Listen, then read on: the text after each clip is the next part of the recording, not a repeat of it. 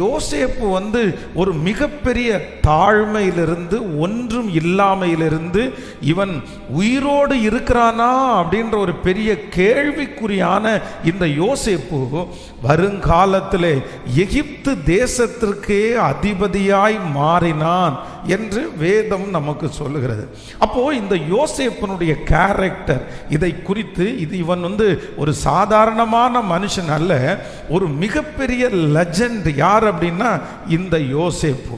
இவனிடத்திலே quality, இந்த யோசேப்பினுடைய quality அப்படின்னு நம்ம வேதத்தில் வாசித்தோமானால், சின்ன வயதிலிருந்து தன்னுடைய தகப்பனார் தாயார் அவனை வளர்த்துகிற வயதிலிருந்து ராஜாவுக்கு முன்பாக அந்த அரண்மனையிலே உட்காருகிற வரைக்கும், இன்னும் அவனுடைய தகப்பனாரை சந்தித்து மரணம் அடைகிற வரைக்கும் அவனுடைய வாழ்க்கை அநேக ஆண்டவருடைய பிள்ளைகளுக்கு ஒரு எடுத்துக்காட்டான வாழ்க்கை.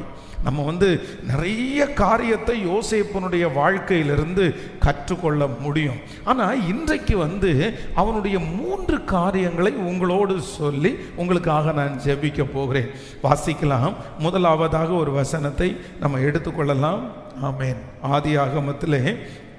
ஆதியாகமத்திலே நீங்கள் 37ஆம் அதிகாரத்தினுடைய ஸ்தோத்திரம் 2வது வசனத்தை வாசிக்கலாமா?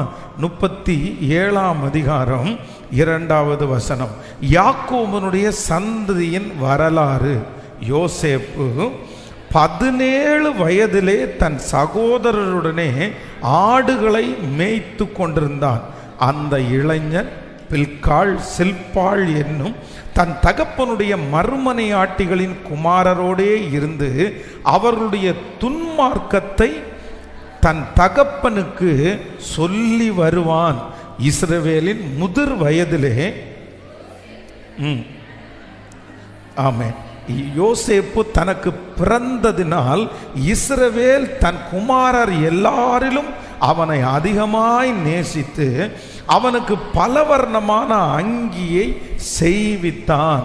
அவனுடைய சகோதரர் எல்லாரிலும் அவனை தங்கள் தகப்பன் அதிகமாய் நேசிக்கிறதை அவன் சகோதரர் கண்டபோது அவன் மேல் பட்சமாய் பேசாமல் அவனை பகைத்தார்கள். கவனிங்க ஆண்டவருடைய பிள்ளைகளே, யோசேப்புக்கு இந்த யாக்கோபுக்கு இந்த யோசேப்பு 12வது பிள்ளை.